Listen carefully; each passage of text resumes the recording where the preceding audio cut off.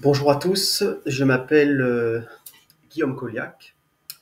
Je suis professeur de biotechnologie dans un lycée professionnel et j'ai fait d'assez longues études en biologie. J'ai passé un concours d'enseignement il y a à peu près 15 ans. Donc, mes diplômes, c'est en fait d'abord une maîtrise de sciences naturelles à Marseille. Après, j'ai fait quelques années plus tard un DESS en gestion de la biodiversité et écologie en Suisse, à Lausanne.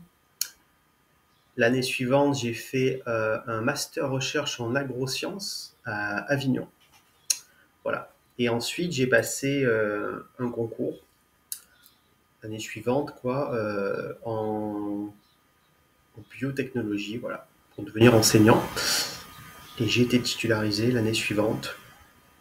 Et j'ai enseigné en fait d'abord dans 3 académies du nord de la France, donc c'était Lille, Caen et Dijon. Et je suis revenu dans mon académie d'origine, Aix-Marseille, il y a quelques années, quoi, en 2016. Voilà. L'objet de cette vidéo, en fait, c'est de vous partager en fait un livre que j'ai écrit euh, depuis 2013, en fait. J'ai mis à peu près 5 ans à l'écrire parce que j'ai publié une première édition en 2018. Ça s'appelle Le poème de l'esprit d'amour. Et je viens de publier une seconde édition en 2022. Voilà. Donc ce livre, je l'ai écrit à peu près sur une dizaine d'années. Mais en temps effectif de travail, c'était 3 ans pour la première version, 1 an pour la deuxième version. Allez, 2 ans peut-être. Ça fait 5 ans de travail de composition. Voilà, donc ce livre, c'est un poème en fait en alexandrin. Il contient à peu près 4000 vers.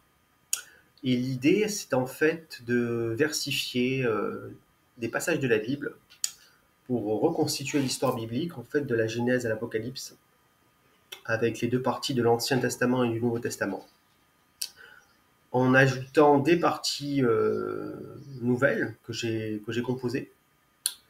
Euh, voilà. Moi, donc, je suis catholique pratiquant. Je suis revenu à la pratique de la religion chrétienne, on va dire en 2015. Suite à diverses épreuves personnelles. Et puis j'ai commencé à étudier la Bible de façon plus sérieuse. Voilà. Moi, je m'intéresse à la spiritualité depuis que j'ai une trentaine d'années, donc ça fait 15 ans. Je commençais par étudier la Kabbale juive, ça m'intéressait beaucoup. Et ensuite, j'ai étudié l'hindouisme, spécifiquement le Vedanta, la non-dualité. Et après, eh bien, voilà, comme je viens de dire, je suis plutôt revenu à la religion catholique. Donc, donc ce livre qui contient en fait globalement 2 parties. Une première partie s'appelle La montée vers la clarté. C'est une partie en fait globalement qui contient des petits fragments, des petits poèmes où je vais décrire, en fait mes conceptions philosophiques et religieuses, avec aussi des idées scientifiques. Parce que mon but en fait dans ce livre également, c'est outre faire passer un message religieux, catholique, avec on va dire la domination de Jésus et Marie, euh, c'est donc essayer de rapprocher la science et la religion, voilà, par rapport à ma formation on va dire mes capacités, quoi.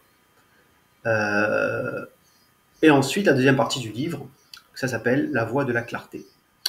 Et cette partie se décompose en 2 sous-parties, c'est-à-dire l'Ancien Testament et le Nouveau Testament.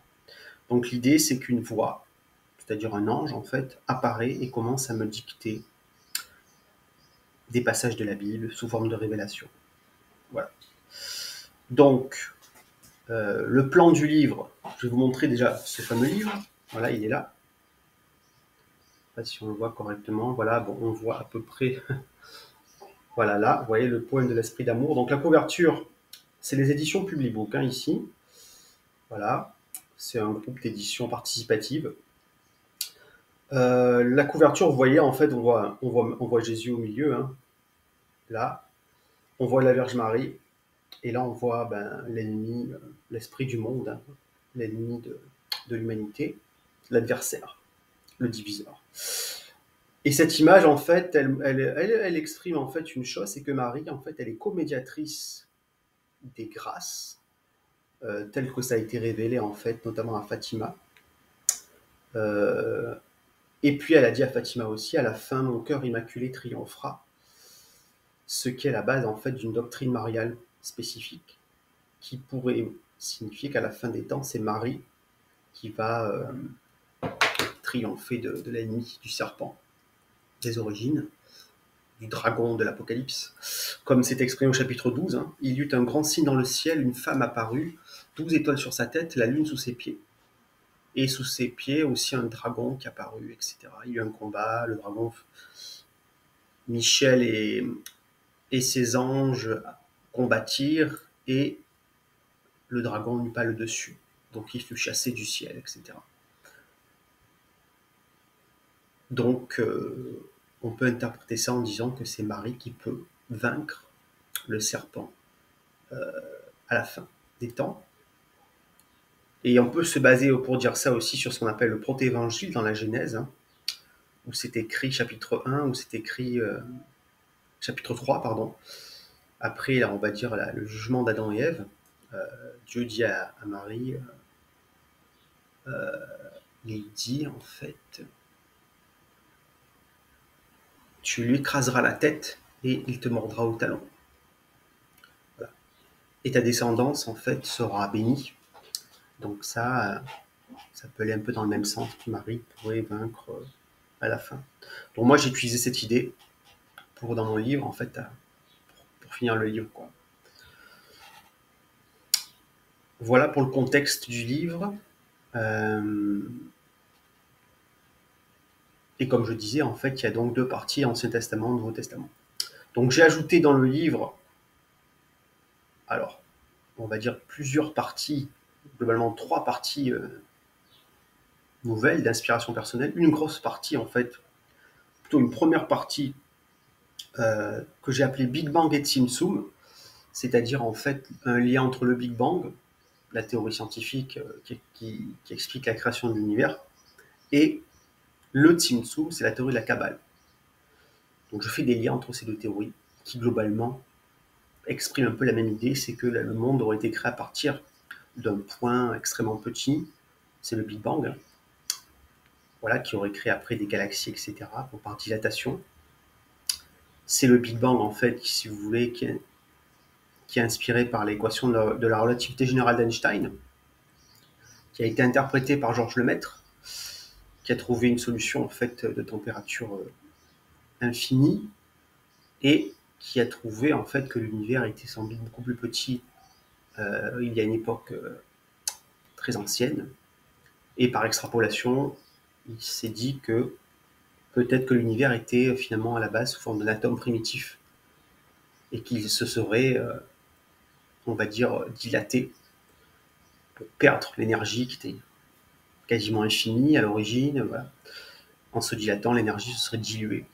Un peu comme si vous dissolvez, je sais pas moi, une goutte d'huile dans de l'eau, vous voyez, ça va se dissoudre petit à petit, quoi. Et la théorie du Tsum, elle dit un peu la même chose. Elle dit qu'au départ, le créateur, ce qu'ils appellent la Sof, en hébreu, qui occupait donc tout l'espace, puisque c'est le tout, il aurait créé en lui-même un espace vide, et il aurait créé les mondes là-dedans. Comment? En émanant de lui-même ce qu'on appelle un rayon, le cave, le rayon initial, primordial. Et ce rayon, en fait, il aurait un mouvement descendant, hein, de Dieu vers l'espace vide, et il serait remonté.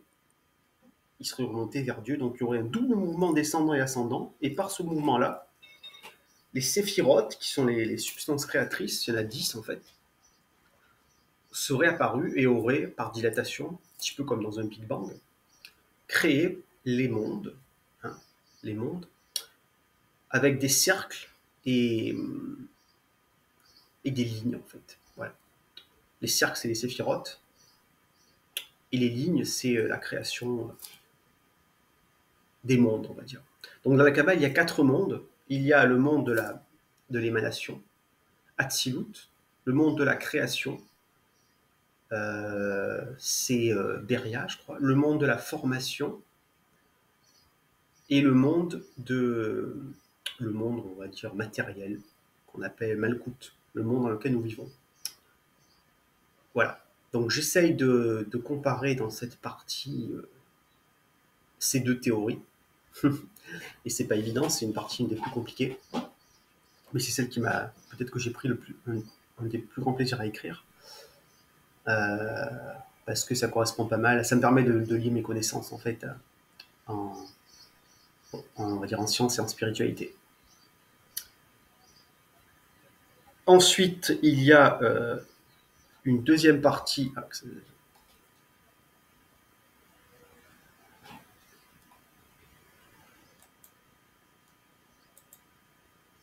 Quoi?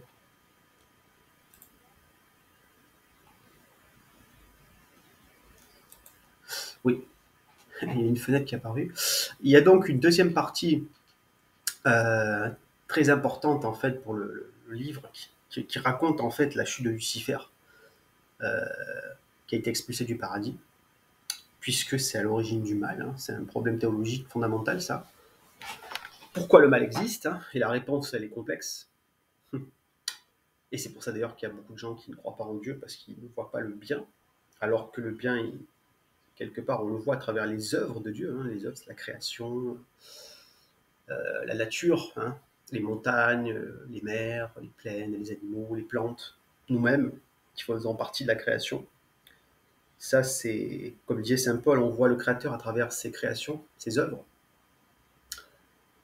Et bon, disons que là déjà, c'est une forme de bien, on va dire. Et comme disait Leibniz, tout va pour le mieux dans le meilleur des mondes. C'est que finalement, le monde dans lequel nous vivons est sans doute le mieux que Dieu ait été capable de créer. Hein.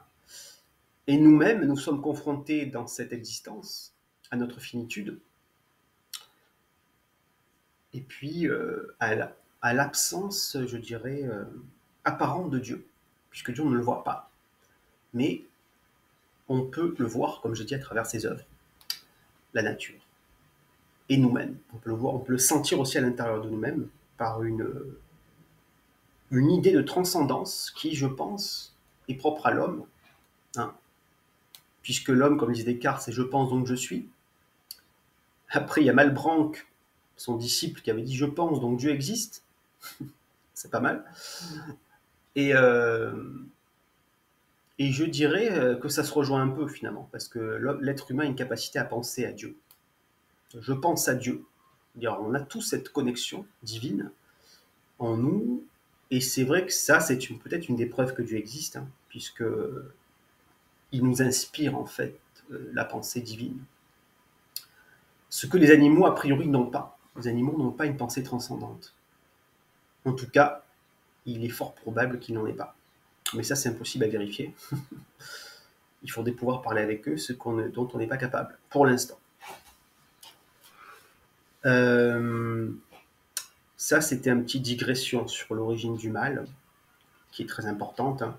Et c'est pour ça que j'ai composé cette partie sur la chute de Lucifer. Donc, elle se divise en 3 parties. Il y a d'abord la révolte de Lucifer. Hein. Comment est-ce qu'il s'est révolté? Parce qu'il était un séraphin d'abord, comme c'est écrit dans le livre d'Isaïe. Un astre brillant. Hein. Pourquoi es-tu tombé, astre brillant, fils de l'aurore?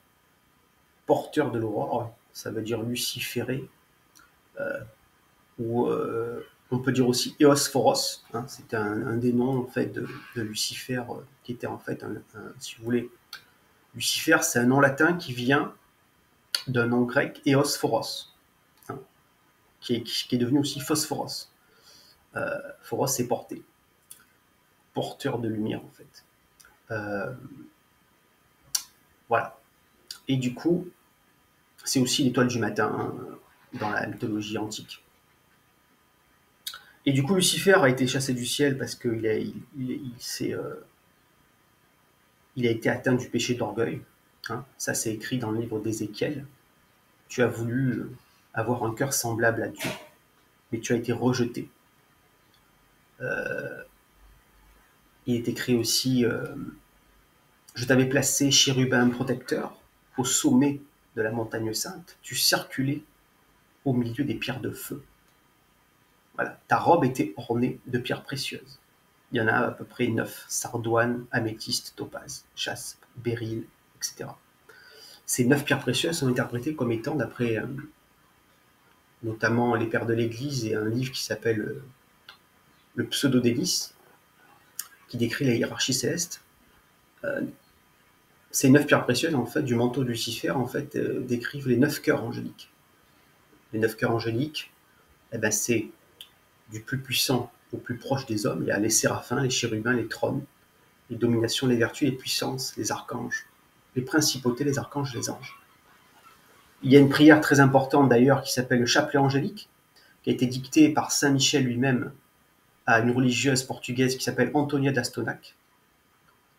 Cette prière est très importante d'ailleurs parce que en priant en fait chacun des 9 cœurs, on peut demander à Dieu une chose précise. Hein. Par exemple, vous priez d'abord les séraphins par l'intercession de Saint Michel et de tous les archanges. Vous demandez la charité, parce que les chérubins, ça veut dire les brûlants, les kéroubim. Après, vous priez les séraphins. Après, vous priez les séraphins, c'est les séraphim, effectivement les brûlants. Après, vous priez les kéroubim, les chérubins, qui veulent dire un petit peu, c'est la connaissance de Dieu. C'est surtout ça qu'il faut comprendre, pas la connaissance naturelle. Ensuite, vous avez les trônes.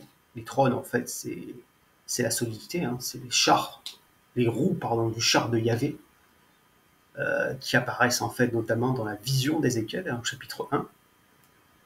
Voilà, je vis un char avec un personnage blanc, tout habillé de blanc, etc., qui représente Dieu. Ce char, en fait, était orné de 4 animaux, hein, un qui a une tête de lion, un qui a une tête de taureau, l'autre c'est l'aigle, et après il y a encore l'homme en fait, une tête d'homme. Ça, les évangélistes se sont représentés comme ça en fait, à partir de cette vision d'Ézéchiel.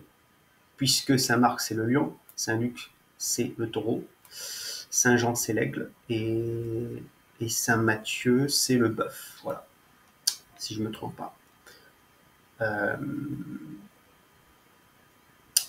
Donc, voilà pour l'origine de la révolte de Lucifer et puis sa chute. Hein, sa chute. Tu as été donc, comme c'est écrit, précipité dans l'abîme. Et il est écrit aussi cette phrase mystérieuse: que diras-tu face à ceux qui te transperceront? Car tu n'es pas un dieu, mais tu es un homme. Ça, pour moi, qui fait de l'exégèse, hein, ça veut dire, comme je suis théologien, j'essaie d'interpréter les versets de la Bible. Pour moi, en fait, ça veut dire en fait. Ça préfigure en fait l'arrivée de Jésus-Christ, hein, puisque Jésus, lui, qui est l'homme-dieu, a bien été transpercé sur la croix, mais il n'est pas mort, hein, il est ressuscité. Et il est vivant, comme le proclame le dogme chrétien, il est vivant, aujourd'hui en chacun de nous et autour de nous. Il est établi chef de l'Église et même de toute la création, comme c'est écrit dans les Éphésiens de saint Paul. Voilà. Et donc, voilà pour la chute de Lucifer. Ensuite, il y a, avant cette chute, qui est finale en fait, il y a le combat contre Michael, hein, le chef des anges, fidèle. Ça, c'est écrit dans Apocalypse chapitre 12. Et Michel et ses anges combattirent, mais le dragon n'eut pas le dessus. Et il fut précipité du ciel avec ses anges.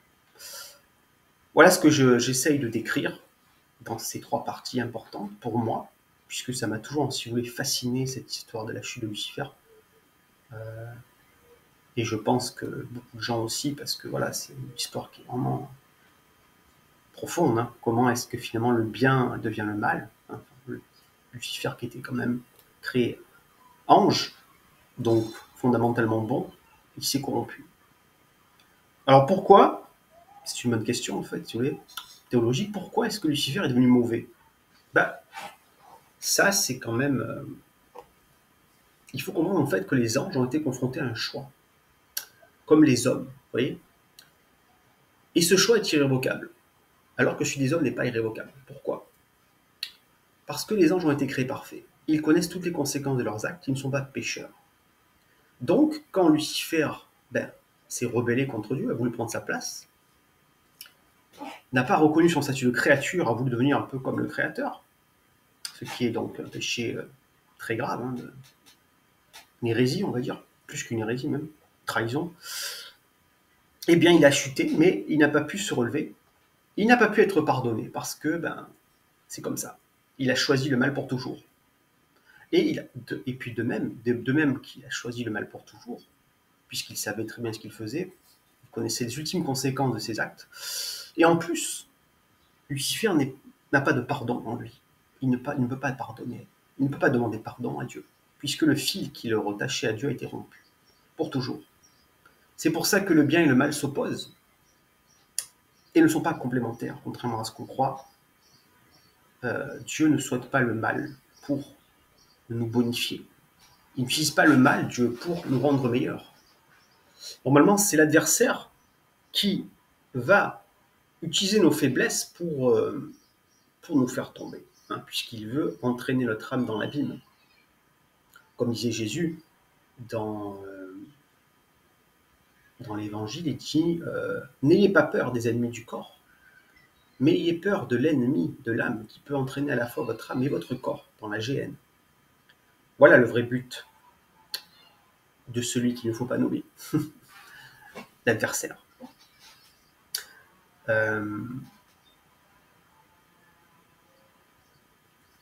Ensuite, voilà, donc cette dualité du bien et du mal est importante et même fondamentale. On ne peut pas croire que Dieu est à la fois bon et mauvais. Voilà. Il est fondamentalement bon, alors que son ennemi est devenu fondamentalement mauvais. Et toute la foi repose là-dessus. Si on ne croit pas que Dieu est bon et que nos péripéties, nos pérégrinations, les croix que la vie nous donne ne viennent pas de Dieu mais de l'ennemi qui veut nous tenter avec nos failles, qui sont nombreuses. Hein. En gros, ça se résume aux 7 péchés capitaux: paresse, envie, orgueil, avarice, gourmandise, luxure et colère. Et chacun de nous a malheureusement en lui ses péchés. Tous à un degré divers. Moi, ça va être autre chose, par exemple. Ça va être par exemple le désir charnel. Moi, je suis assez sensible à ça. D'autres personnes, ça va être la colère. D'autres, ça va être la paresse, etc. Chacun a ses failles et malheureusement, l'ennemi de notre âme va s'en servir. Alors pourquoi? C'est la métaphore du serpent. Le serpent, il rentre dans la faille. Il est rentré bien dans la faille d'Ève, qui visiblement a fait un péché d'orgueil. Et vous savez que dans la Genèse, chapitre 1, quand il est écrit « La femme vit que le fruit était bon à manger, séduisant à voir et utile pour acquérir l'intelligence », ce verset définit le triple péché originel. Bon à manger, c'est la luxure, en fait. Hein, c'est la recherche d'un plaisir. Séduisant à voir, c'est la convoitise, c'est-à-dire l'envie. Et utile pour discerner le bien du mal, on va dire, c'est l'orgueil intellectuel. Voilà. Voilà à peu près ce qui s'est passé.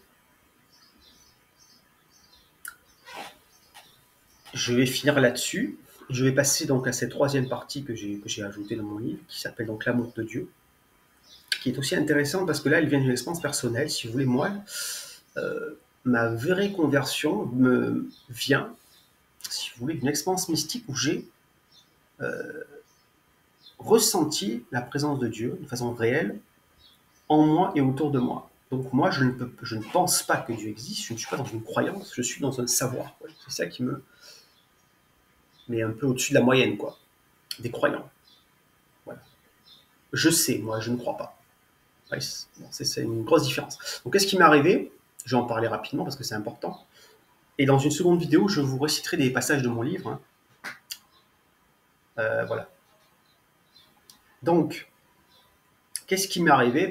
On dit en fait que Dieu, si vous voulez, adapte sa révélation à votre personnalité. Moi, étant scientifique, donc d'esprit assez rationnel et observateur, eh bien, un jour, j'étudiais dans un livre qui s'appelle le Campbell, très connu de la biologie. J'étudiais la photosynthèse, oui. Et puis, je me suis dit cette idée suivante. En fait, j'avais aussi lu auparavant, j'ai fait le lien, un livre qui s'appelle Ange et démons de Dan Brown. Il y a dans ce livre une astrophysicienne qui dit à un moment donné cette phrase en fait, rien ne provient du néant, ex nihilo nihit, voilà. Et ça, c'est ce qu'on appelle le principe de Parménide en fait. Il est fondamentalement vrai. Donc ça veut dire que du néant est sorti quelque chose. L'être, l'univers. Ce qui ramène à la question de Leibniz, pourquoi y a-t-il quelque chose plutôt que rien? Ça prouve en fait que la création, l'univers, vient forcément d'un créateur qui est supérieur à elle.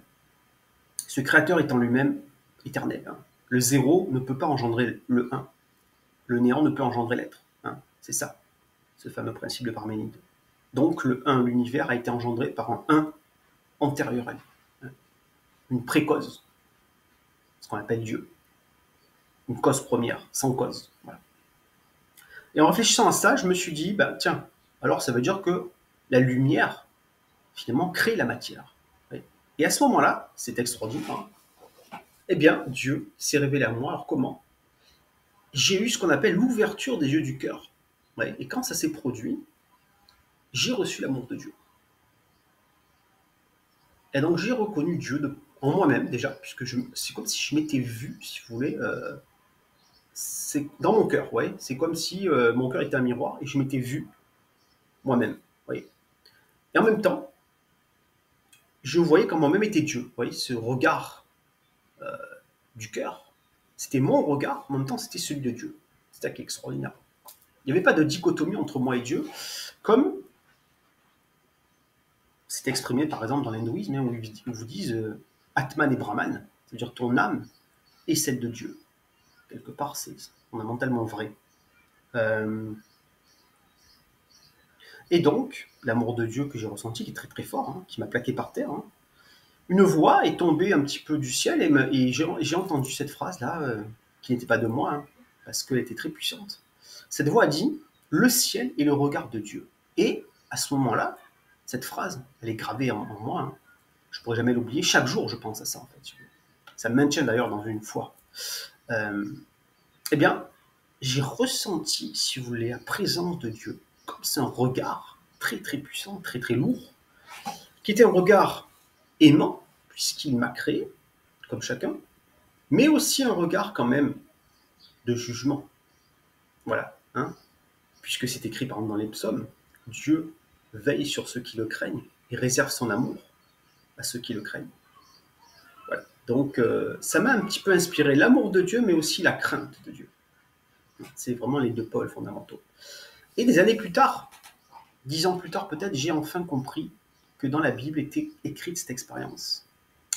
Dans les Éphésiens 1, 17, 18. Lors d'un pèlerinage à Lourdes, lors de la Toussaint, l'évêque de Marseille, Monseigneur Avine, qui est devenu cardinal d'ailleurs, a dit cette phrase. C'était pour moi, c'est que le Dieu de notre Seigneur Jésus-Christ, le Père rempli de gloire, vous donne un esprit de sagesse et de révélation qui vous le fasse vraiment connaître, qu'il ouvre à sa lumière les yeux de votre cœur, afin de pouvoir répondre à l'espérance de son appel et recueillir l'héritage de la gloire qu'il réserve aux saints, c'est-à-dire aux fidèles. Voilà. Et toute mon œuvre, en fait, est parcourue par ce fil conducteur. Et j'ai écrit ce livre pour témoigner de l'amour de Dieu. Ouais. C'est très important de comprendre ça. Ce livre, je l'ai écrit pour moi, mais surtout pour l'humanité. Voilà. Je m'arrête là et je vous dis